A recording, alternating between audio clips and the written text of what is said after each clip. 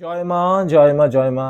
ওং জননীং শারদাং দেবীং রামকৃষ্ণং জগদ্গুরুং পাদপদ্মে তয়শ্রিত্য প্রণমামি মুহুর্মুহু।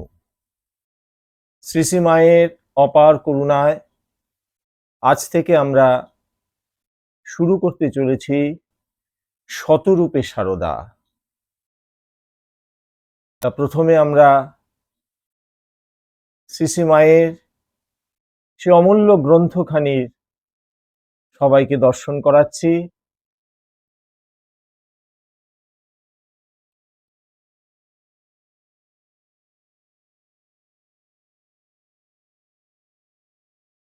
শতরূপে শারদা আজ থেকে বহু বছর আগে শ্রীমৎ স্বামী লোকেশ্বরানন্দের অক্লান্ত পরিশ্রমে গোলপার্ক রামকৃষ্ণ মিশন থেকে প্রকাশিত হয় এবং ভক্তজন মধ্যে বিশেষ সমাদৃত হয়। কারণ মায়ের কথা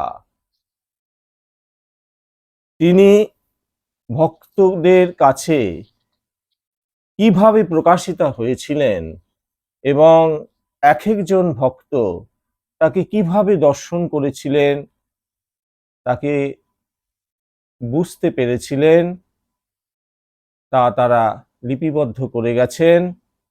আমরা সে অমূল্য সম্পদ থেকেই কিছু আহরণ করে ধারাবাহিকভাবে শুরু করলাম শতরূপে শারদা।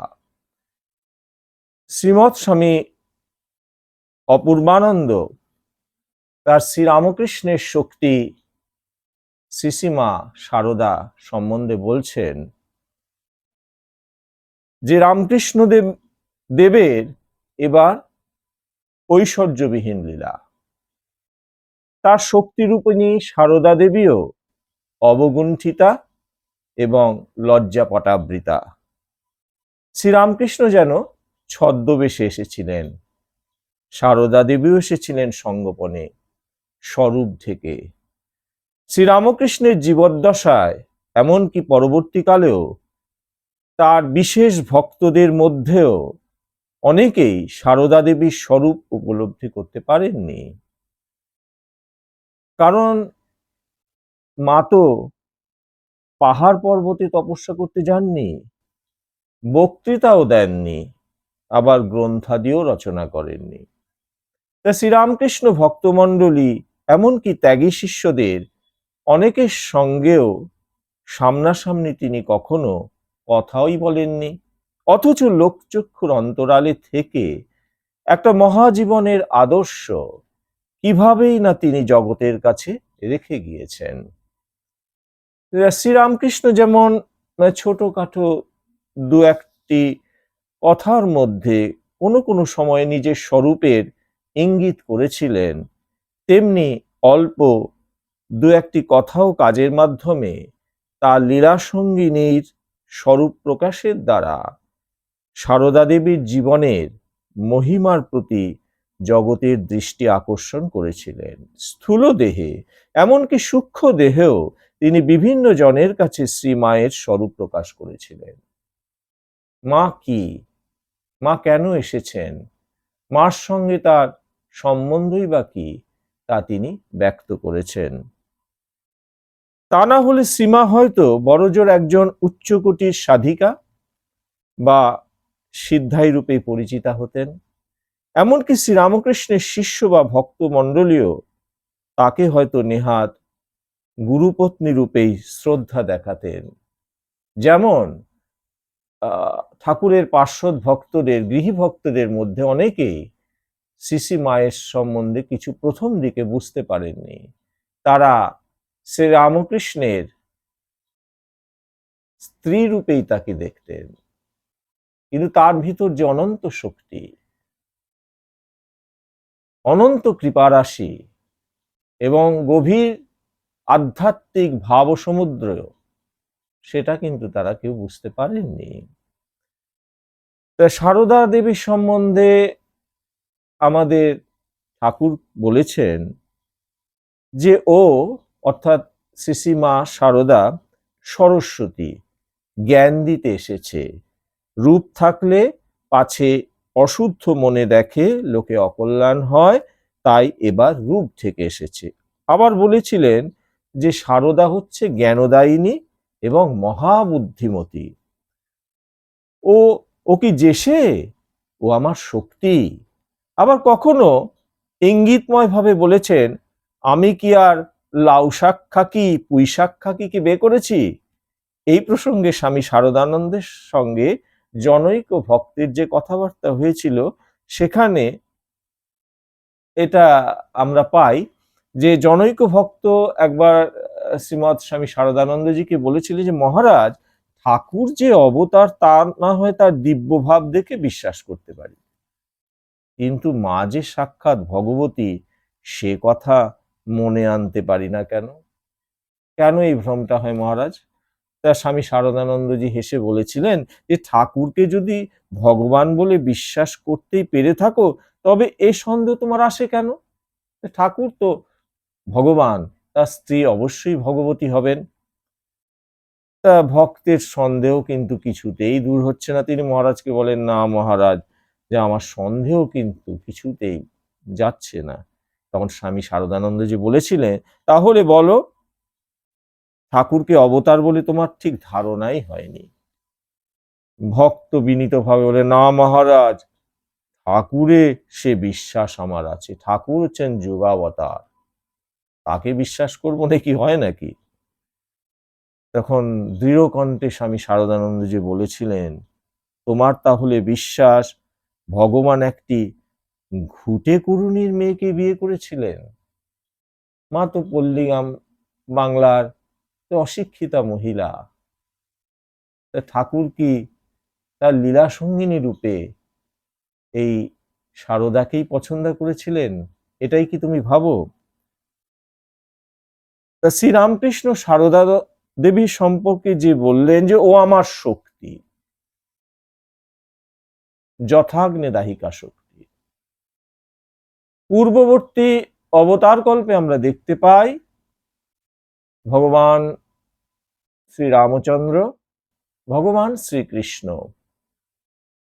তারা সকলেই তাদের স্ত্রী অথবা তাদের লীলাসঙ্গিনী হিসাবে যাদের বেছেছিলেন,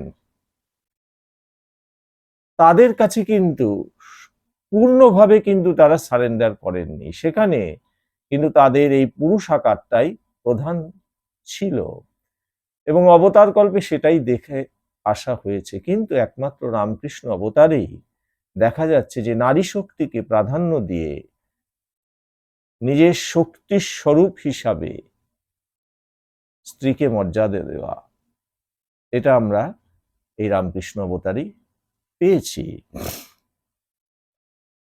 এখন যে ঠাকুর যে বলেছেন যে ও আমার শক্তি, শক্তি শব্দটি শ্রী রামকৃষ্ণ বিশেষ অর্থে ব্যবহার করেছেন। সাধারণত বিবাহিত পত্নীকে শক্তি বলা হয়, কিন্তু এক্ষেত্রে তিনি ব্রহ্ম শক্তির কথাই কিন্তু ইঙ্গিত করেছেন, কারণ তারা জাগতিকভাবে স্বামী স্ত্রী হলেও কিন্তু তারা প্রকৃত গৃহস্থ জীবন তো যাপন করেননি, তাদের সন্তানাদি হয়নি। তারা যে লীলা কার্যটি করেছেন এবং ঠাকুর সম্পূর্ণভাবে মায়ের শ্রীচরণে নিজেকে অর্পণ করে দিয়েছিলেন ফলহারিণী কালী পুজোতে, মায়ের মধ্যে সে মহাশক্তিকে জাগ্রত করেছিলেন। পৃথিবীর ইতিহাসে কিন্তু অবতার কল্পে এরকম একটি ঘটনাও আমরা পাবো না।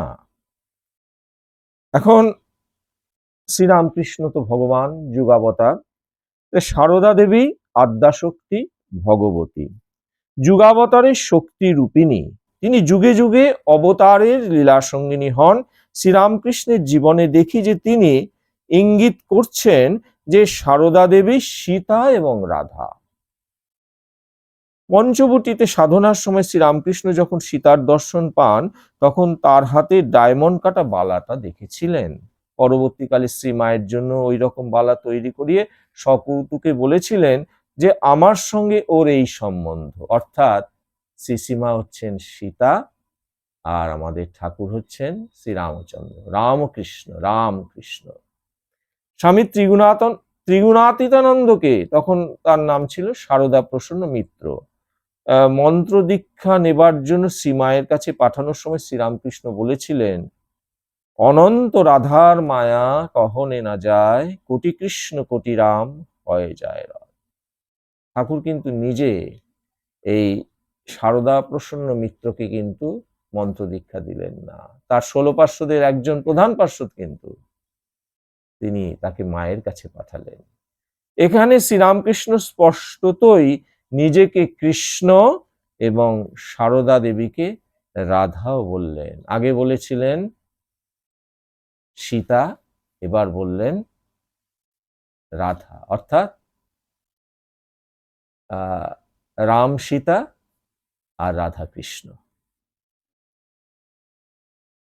আরো লক্ষণীয় যে শ্রীরামকৃষ্ণ এখানে সারদা দেবীকে তার নিজের চেয়ে উঁচু আসনে স্থাপন করেছেন, অর্থাৎ ও দীক্ষা দেবে, আমি তোমাকে দীক্ষা দেব না। তা সারদা প্রসন্ন মিত্র মায়ের কাছ থেকে মন্ত্র দীক্ষা লাভ করেছিলেন। আর ঈশ্বরের মর্তলীলার সনাতন রীতি হইলে যে যখনই ঈশ্বরী আসেন সঙ্গে সঙ্গে আসতে হয় তার শক্তিকেও, যেমন মাও এসেছেন। এদের মধ্যে যে সম্পর্ক তা এক জন্মের নয়, জন্ম জন্মান্তরের, কারণ অগ্নি এবং তার দাহিকা শক্তির মতোই তারা অচ্ছেদ্য, অবিভাজ্য। তাই দেখি শ্রীরামকৃষ্ণ এবং সারদা দেবী পরস্পরের দ্বারা জীবন সঙ্গী রূপে নির্বাচিত। এখন যুবক গদাধরের জন্য বহু চেষ্টাতেও যখন মনোমত পাত্রীর সন্ধান পাওয়া যাচ্ছিল না, তখন শ্রীরামকৃষ্ণ বলেছিলেন যে কুটো বাঁধা হয়ে আছে, তার ভাবী পতি হিসাবে শ্রী মাই তো তাকে দেখিয়ে দিয়েছিলেন, ওই গদাধরকেই তো আমি বিয়ে করব। সারদা তখন তো নিতান্ত শিশু। আবার অপরদিকে দেখি যে শ্রীমাও এই ঘটনার বহু পূর্বেই তার শ্রীরামকৃষ্ণ তার ভাবী পতি হিসাবে চিনিয়ে রেখেছিলেন শিয়রে, শান্তিনাথের মন্দিরে। এখন শ্রীরামকৃষ্ণের সম্পর্কীয় ভাগনা হৃদয়রামের বাড়িতে ঠাকুর গেছিলেন এবং সেখানেই মায়ের সঙ্গে তার প্রথম দেখা হয়। এই নিয়ে তখনকার দিনের পাড়া প্রতিবেশীরা খুব রঙ্গতামাশা করেছিলেন যে ওইটুকুনি বয়সের সারদা পাকামি করে কি সুন্দর একটি তার থেকে অনেক বয়সে বড় একটি যুবক ছেলেকে নির্বাচিত করেছেন। এই তো অবতারের লীলা ছাড়া আর কিছুই নয়। এখন আমাদের ঠাকুর একবার কামারপুকুরে এসেছেন, জয়রামবাটি থেকে সারদাকেও আনা হলো। তিনি তখন 14 বছরের কিশোরী। এখন গদাধরকে কেন্দ্র করে কামারপুকুরে আনন্দমেলা বসেছে, অনেক রাত পর্যন্ত পাড়ার মেয়েদের কাছে গদাধর কত ঈশ্বরীয় প্রসঙ্গ করছেন। সারদা দেবী শুনতে শুনতে হয়তো অকাতরে ঘুমিয়েই পড়েছেন। তা দেখে মেয়েরা তাকে তুলে দিয়েছে এবং বলছে, কি রে, ঘুমিয়ে পড়লি নাকি? কত ভালো ভালো ঠাকুর দেবতার কথা বলছে তোর স্বামী, তুই শুনলিও নে? কিন্তু ঠাকুর বলছেন, না গো না, ওকে তুলো না, ও কি সাধে ঘুমাচ্ছে। এসব কথা যদি ও শুনে ফেলে না, ও আর এখানে থাকবে না, চৌচা দৌড় মারবে। এই দৌড়টা কোথায় মারবে? ঠাকুরের ভয় শ্রীসীমা সারদা দেবী যদি এখনই তার স্বরূপকে চিনে ফেলেন, তাহলে সেই বৈকুণ্ঠের লক্ষ্মী আবার বৈকুণ্ঠে ফিরে যাবেন বা কৈলাসে ফিরে যাবেন মা পার্বতী। এখানেই তার ইঙ্গিত দিয়ে দিচ্ছেন। একবার স্বামী শিবানন্দকে ঠাকুর বলেছিলেন, ওই যে মন্দিরে মা অর্থাৎ ভবতারিণী রয়েছেন, আর এই নহবতের মা সারদা দেবী কিন্তু অভেদ। সারদা দেবী একদিন শ্রীরামকৃষ্ণকে প্রশ্ন করেছিলেন, আমি তোমার কে? সহজ কণ্ঠে শ্রীরামকৃষ্ণ বলেছিলেন, তুমি আমার মা আনন্দময়ী। অন্য একদিন শ্রীমা শ্রীরামকৃষ্ণকে জিজ্ঞাসা করেছিলেন, আমাকে তোমার কি বলে মনে হয়? শ্রীরামকৃষ্ণ জবাব দিলেন, যে মা মন্দিরে আছেন তিনি এই শরীরের জন্ম দিয়েছেন ও এখন নহবতে বাস করছেন, আর তিনি এখন আমার পদসেবা করছেন। প্রসঙ্গটি উল্লেখ করে শ্রীমায়ের মন্ত্রশিষ্য রামকৃষ্ণ মঠ রামকৃষ্ণ মিশনের অষ্টম অধ্যক্ষ স্বামী বিশুদ্ধানন্দ পরবর্তীকালে মন্তব্য করেছিলেন, তাহলে শ্রী শ্রী মাকে ঠাকুর কোন দৃষ্টিতে দেখছেন? আমার মনে হয় ৩ রকম ভাবে। শিষ্যরূপে বা শিষ্যারূপে তাকে উপদেশ করছেন, পতিব্রতা রূপে পদসেবার অধিকার দিয়েছেন এবং সাক্ষাৎ জগদেশ্বরী রূপে পূজা করেছেন। শ্রী শ্রী মাও তাকে পতি, গুরু এবং ইষ্টরূপে সেবা করেছেন। আজ এই পর্যন্ত। ঠাকুরমা স্বামীজির চরণে শতকোটি প্রণাম, ভক্তজনদের প্রণাম। আপনারা সবাই ভালো থাকবেন। জয় মা, জয় মা, জয় মা।